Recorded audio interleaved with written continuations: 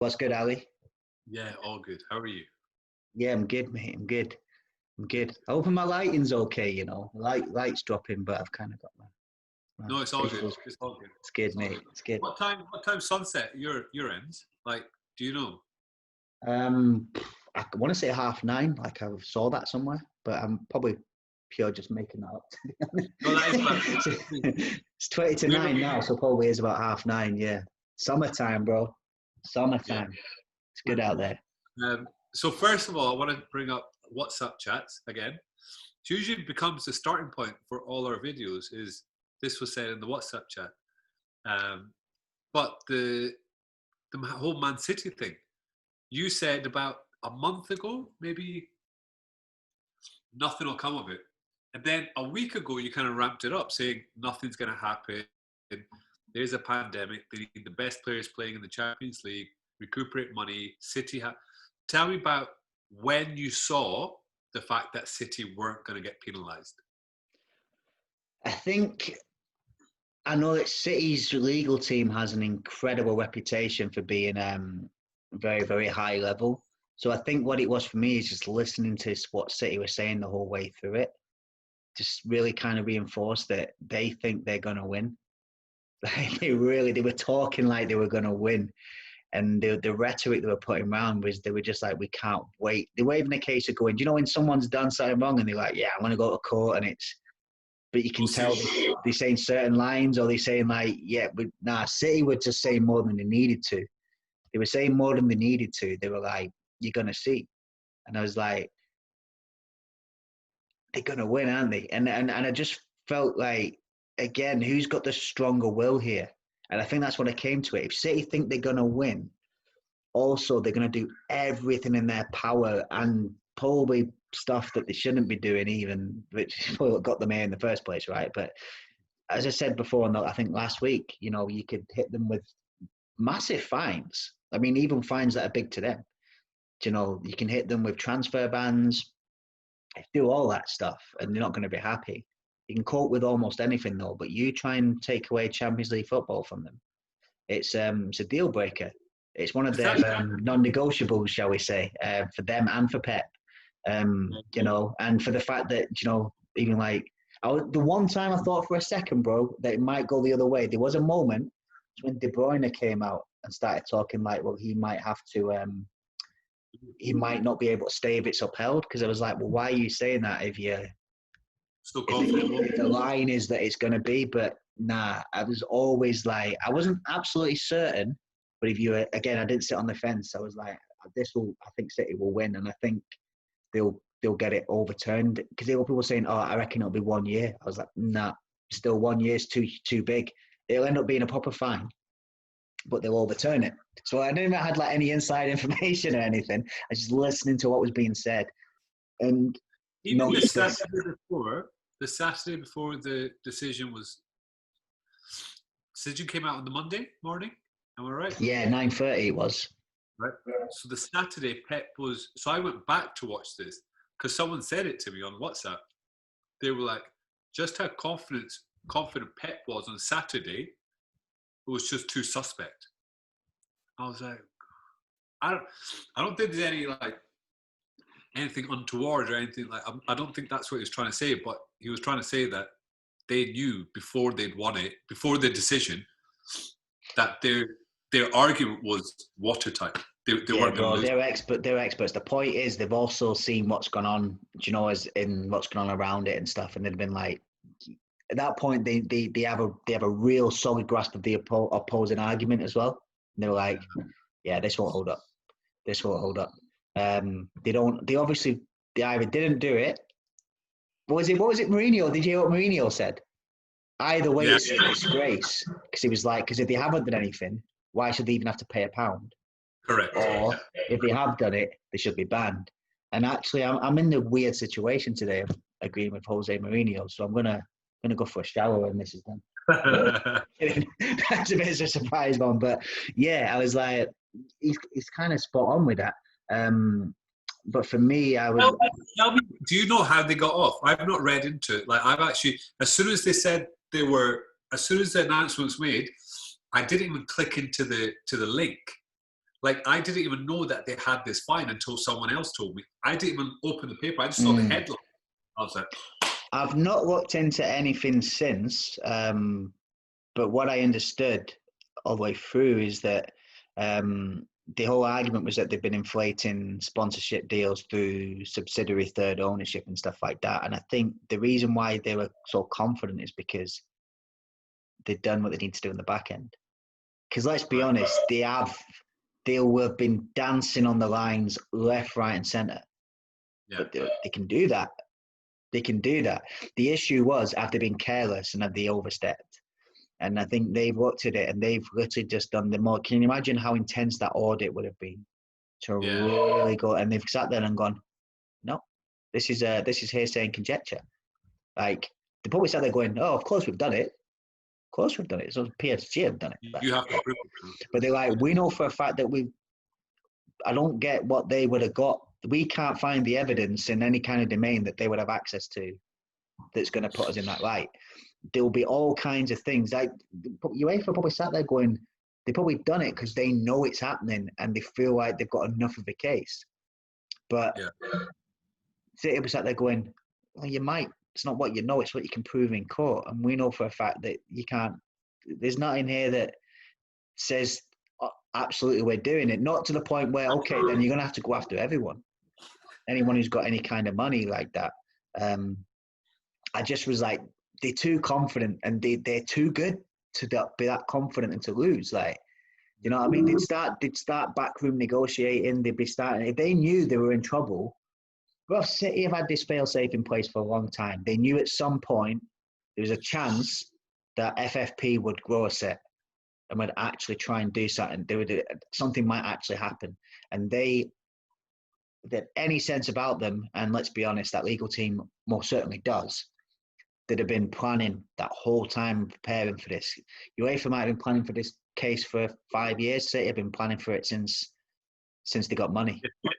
Yeah, since they started doing it, yeah. So, because they signed up to it, right? The issue I have is that City signed up to financial fair play, and then however they've done it, they've gone against what they agreed to.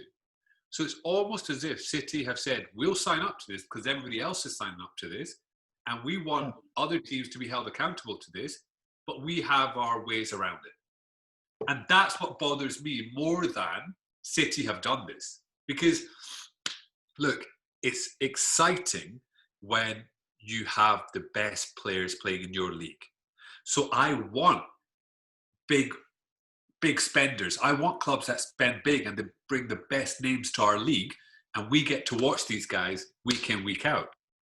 However, what I don't want is that one club can do this, or one or two clubs can do this, and everybody else who also signed up to the same financial fair play isn't able to do that, but City sign up to it, and then they have ways around it.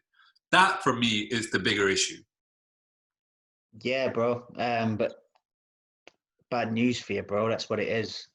That is what it is. Like, and you think they were bad before? Watch. It's going to be mad. It's going to get mad next. Yeah, it's going to be splurge of money. It's bad news for both of us, man, because we were starting to position ourselves to see if United can sign another few players and really take that next step onto competing for the big trophies again. Because it's been for yourselves, you're wanting to hold them off from coming back for that title. That's going to be their big push now. The title, big splurge. They will sort. The thing is, bro, they're only two players away. I mean, know which two they are: proper centre back, proper CDM. Because for Fernandinho and for a proper centre back next to Laporte, solve that, bro. They're still, in my opinion, I'll say this now, and I probably won't like this. I still think that they're still the best. They're still the best team in the league. Still the best squad in the league. But they've been handicapped by two very serious problems this season. It stemmed from the centre-back situation and not solving the company situation as well, not replacing him. Yeah. And then because of that, trying to play Fernandinho back there, which trying to leave a huge hole in the CDM position, using him to try and plug a situation that he wasn't actually as good at. They'd have been better off leaving him where he was, by the way, because if he's in there in the CDM role, it's very hard to get at the defence anyway. They put him there trying to solve it, this flood over here, and they created a new one over here. They'll go, and Rodri didn't quite work either, and I think they thought they'd get away with it with Rodri, and it hasn't quite worked. He's not the same caliber player at that particular role. Fernandinho was amazing because no one else is defending. Everyone's pressing from the front, but if you get beyond that press, he's holding down shot with the centre backs. That's it. So he's the best by far at doing that particular job, and his energy and his running. City will solve that, bro. They'll solve that this season. They'll go and still sign two absolute heavyweights. Even if they're up and coming, or they'll sign two elite players in those positions, and maybe one or two others just for shits and giggles. Do you know what I mean? Another wide, another forward, and the way they play, bro, what they do. We've seen them for the last 2 seasons. They're gonna come back and then some, and hungry. Liverpool have now got to see how's their nerve to go and do it again, because it's not going to feel the same as doing it for the first time in 30 years. It's not going to be the same. So it's like... Well, something. So Liverpool, for 2 seasons, they've been there or thereabouts. This year they won it. Last year they didn't. I don't think that's sustainable. So I don't think it's going to go 3 seasons neck and neck with City. Like last year, Liverpool lost it by a point. Imagine they'd got that point or got beyond City by 1 win, or where City took 6 points off them. Imagine one of them was a draw, let's just say, and that had happened, and then they won the league this year. No one does it 3 years. Well, and I know only Man United and no, I'm not even being wide there. United, Ferguson did it 3. No, I understand. Someone else did it. Who else won it 3 years? Did anyone else win it 3 years before? No, City were trying to win it. City were trying to win it 3 years in about. Right, okay. Motivator to City to have a pop at Man United. That whatever you can do, we can do as well. But nowadays, I don't see it. Even like back-to-back titles is unheard of. Bro, I've got horrendous feelings City might come back and do it, bro. Because look, the thing is, do you know, because they're going to have the squad, bro. That's what they'll have on you. It's what they'll have on us. Like they've got, not only have they've got the. I still think the best coach in the league. I think Klopp's incredibly close. They're different to each other. We had this conversation last time, but I think the best. Okay, the best coach in the league, the best manager. There's different management styles, but the game that Pep coaches is elite. But it needs 2 fail-safes to make it work. And they've been operating without them this season. They will fix that problem. And when it comes to squad, bro, they can name 3 different lineups, bro, that will mess up most of them.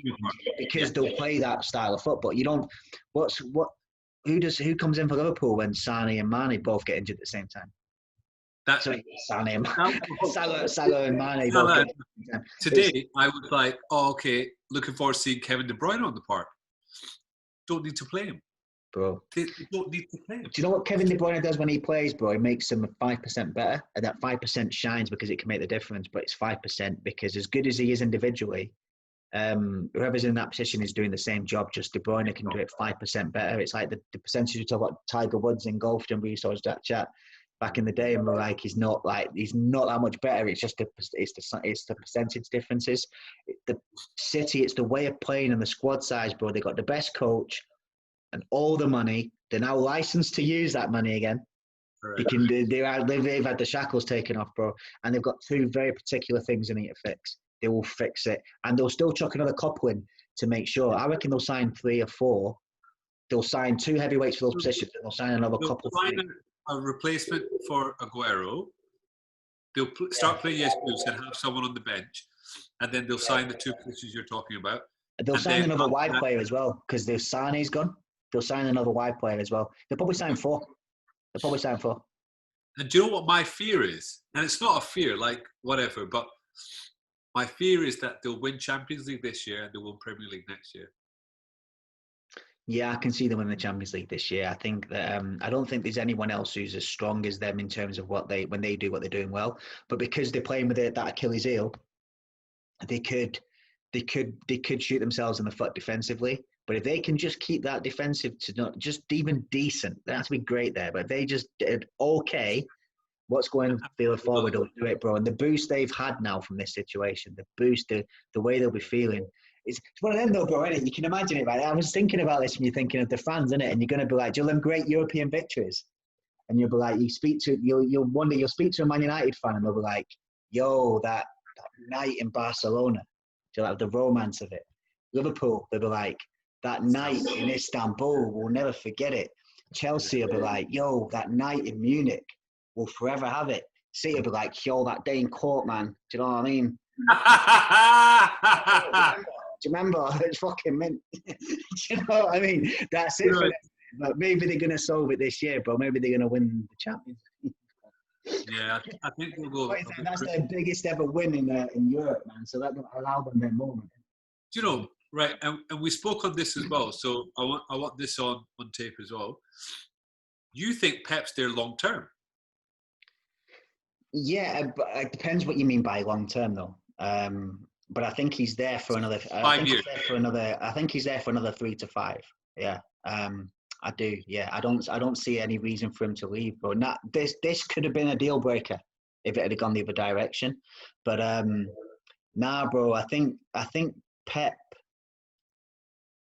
I think Pep is as comfortable now as he was at Barca, but it got so toxic with the Real Madrid Barcelona rivalry at that time. Do you remember? Yeah. Mourinho was at his most. And it got so intense. And bro, it's still as intense as it is in the Premier League, right? It ain't as intense as it is if you're managing one of the El Clasico. You know, it's like you're managing one of them two. The rivalry of between themselves. I mean, forget everyone else, but Spain's now had civil wars again the last few years. And stuff. It's more intense than ever. Like it's a different. And at that point, what was going on between Real and Barca at that point? Do you remember Mourinho coming in for a press conference and refusing to speak in No, he's refusing to answer questions in Catalan. It was so divisive. Like at that point, he just got so. And I think Pep just couldn't be bothered with it at that point. He actually went on a sabbatical, didn't he? He went to New York for a while before he came back. But the issue is, bro, people keep saying he could go to PSG or he could go to Bayern, but the point is, like, Pep wants to win Champions Leagues, and I think he understands that if you're in a league like that, it's very hard to win a Champions League when you've won your league by like Christmas or whatever. Pretty much, you lose a competitive edge. So this is where we differ, right? So I understand what you're saying. And I also understand that to keep the pressure on League, Champions League, FA Cup, to keep that pressure on to be in for all of those, you've got to have a squad, and City have that squad. But do you not feel that teams go through fatigue? And what I mean by that is the mental fatigue. We're going for the league, and everybody's pushing towards that goal. And then you've got 2 goals set up there, and you're actually pushing that way. And then when you hit that goal, and then you've got to turn, or you know this goal is back here. You know the league at PSG is back here. You hit that, and then everybody's focused on that goal, and you go towards the European Cup. Your take on it is different. Well, I don't think there's any right or wrong on that. It depends on it depends on just the mindset of the players. Like my experience was obviously with Sir Alex Ferguson, who every time, yeah, and you know, United would feed off being in multiple tournaments. Firstly, because again, we had the squad to do it. That is an important part. If you're trying to do that with 11 players, you're going to struggle. Like he actually had depth of players he could rotate. That's why Sheringham and Solskjaer had the roles they had, and the legends of the club, like particularly Solskjaer. But Sheringham hardly played that season, bro. People forget nostalgia bias. Go watch how many appearances Sheringham had that season. He was raging, bro. That put a cherry on his season, but he was banging the manager's door down every week, saying, "I've got to get some game time here." Do you know what I mean? But like we had players like that couldn't get in the team because Ferguson had that. But Ferguson's thing was focus, control, momentum. And the momentum was key. And that's why he'd always change the squad at the start of each season, even when they'd won. Because he was like, fresh momentum. Like, some of you guys are going to be on your rest on your laurels. That's what made Ferguson who he was the intense, sheer, unsatisfied nature of the man. Of like, yeah, but what am I winning tomorrow? Do you know what I mean? What am I winning tomorrow? Forget what we won last season. It was momentum and it was building things up like that. So for him, if he actually went out of a tournament, he would actually feel it would impact confidence, momentum. So Ferguson would happily stay in all the different tournaments. And I think it's I don't know if there is a right or wrong on that, bro. It's different mindsets. But I think if you're in a winning mentality and you're just going and going and going, you just keep winning matches, bro. You just keep winning matches. You're in a groove. And I think you've got the key thing. The difference is, Alex, one thing, you've got a competitive edge. You're just used to. It's like they say you're battle hardened. Do you know what I mean? What the generals used to do? They'd send their soldiers into war so they could have the war they want to have. Don't send them in fresh. They'll get slaughtered. They ain't ready. Like there's that thing of going. They have to be there's fit and then there's match fit. If you've won your league already, bro, you'd be doing what Liverpool did against City, or turning up blazing and shit. I'm kidding, but do you know what I mean? Like, you're not focusing the same, and then suddenly you got to switch that on for a Champions League quarter final against a team that are at it. And you're like, you got to kind of get going again. It's very hard to do that. So it depends on the makeup of your squad. Even when Arsenal won the double, the day after they won the league or the cup, I can't remember. But the day after, like the next game, they got beat. I think it was quite a hefty scoreline again. Then they got beat by Villa the week after, 1-0. But nobody remembers that because they won. Because they've won already. And bro, both times that Ferguson won the Champions League, both times Ferguson won the Champions League, we've won the league that season as well. We won the league that season, both times. Like, so it was almost like every time we've won it, it's because we've been in that. We've been in there when the momentum's carried us on. So I think Pep understands that, bro, because when Pep wins, Pep just collects trophies wherever he goes. Because he just wins everything. He just wins and wins and wins because he uses that to carry. He has a big squad and a lot of money usually, but he also goes and he doesn't sit there and go, "Oh, I'm annoyed. I'm in multiple tournaments." Like some of the managers do that. They'll moan and go, "But it's too many games." I think Pep's one of those that sees it similar to the way Ferguson saw it in that aspect of it, which is the more trophies you're in, the more tournaments you're in, the more chance you have to win silverware. And the momentum will carry you on to the big ones. I think you brought up when we did the Pep special, you're like, Pep's record sometimes isn't actually the best in the direct matches against other major rivals. Yet how does he still have more than double the trophies of everyone else? Because he might not win that one off, but Pep just serially wins. That's what he does. And because he has a way of doing it, he has a way of playing that he can change the players, but the person who comes in might not be quite as good a player, but they'll do 90% of the job. Because there's a game plan in there. It's all coached. Klopp's much more. I'm sure Klopp, there's plenty of coaching that goes on, but it's like motivation and man management. It's like Pep's this is clearly what you're going to do when you go out there. You know exactly what it is you need to do in every situation because you've been coached it. You've had him in your ear. You know what Pep's like. You know how Pep does. And just, it doesn't matter if you don't play another game. You will play plenty of games because we're going to win 2 or 3 trophies this season, and we're going to do it on momentum. That's how we can keep the squad happy. He's almost got it rotational that a big name player is sitting on the bench and they're like, fine. Because they know they're going to get games, bro. They know, because the thing is as well, they know that they're part of his plans because they won't be there. They weren't. That's the difference again with somebody like a Pep. Like every player's there. You see what happens if a player doesn't play the Pep way. Wow, look how fast he got rid of Joe Hart. Yeah. You know what I mean? Who had been a big keeper for City. Like if you're in Pep's squad, you're there for a reason because you know you fit the way he wants to play and he wants to go for every tournament. So you're going to get plenty of games. And he's going to rotate and he's going to. It's how Pep does. And if you were Kevin De Bruyne, if I were Kevin De Bruyne, I don't know how I'd react to being on the bench so much, even though probably their best player.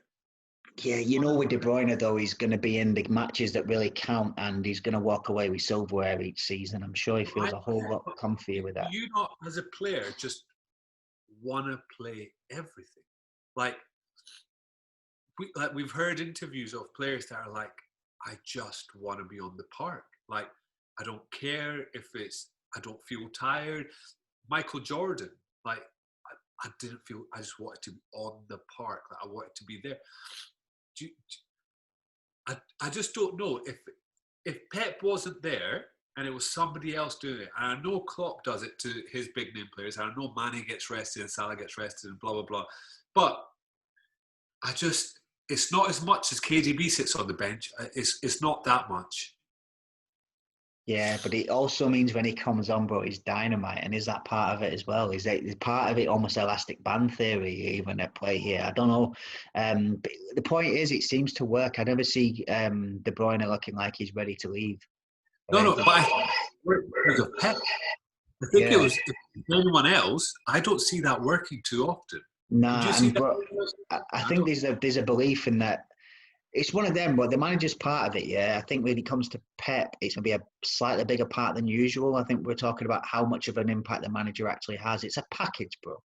It's the club and the manager. It's the whole package, isn't it? And if the club sat there with a top manager, or it sat there with a history of being a top club, or it sat there with huge budget, or a combination of the three, whichever way it is, you buy into it. And I think with City, you know they're going to challenge for trophies. You know you're going to be paid very well. You know they're going to buy top players, and you know they've got a coach. You know what you're going to be expected of. You know what Pep's going to demand from you as well. It's an attractive package for a lot of players, bro. It's not a famous club like that, but it is a very modern, current club. Fan base is a bit weak, but does that even matter? Does that matter? I don't know. Does that matter? Like, I think De Bruyne wants to collect trophies. He knows if he's playing in that team, he's going to look great because there's a plan. Do you know what I mean? I've never. Once does he go out there and go, "This ain't going to work today"? He's like, "No, we know what we're doing." Do you know what I mean? That is what Pep does. Like, he is one of those coaches. He's as super technical as it gets. Like, you have to do his plan. De Bruyne just believes in that way of football. Maybe he thinks if I left somewhere, I might find myself playing a team that plays more defensive, and I'd just, do you know what I mean? It'll never be this. Neymar left Barcelona, and I think still regrets it to this day, right? Sometimes you don't know what you have till it's gone. I think De Bruyne loves being part of that team, and every time he goes on the park, everyone just eulogizes about how good he is. Now, he is that good, but he's probably made to look even better than he even is because he's in a system that makes him... Well, he gets the right amount of game time, etc., etc., etc. Yeah, bro. And maybe and except he still plays a lot of games, bro. Because City tend to go all the way in every tournament, like right to the latter stages. Like, how many trophies has Pep won already at City? Is he not about to do the third league? They don't do the third League Cup on the bounce. Was that the third League Cup on the bounce? It's definitely the second, right? Win FA Cups. They just need the Champions League, right? That's what they need.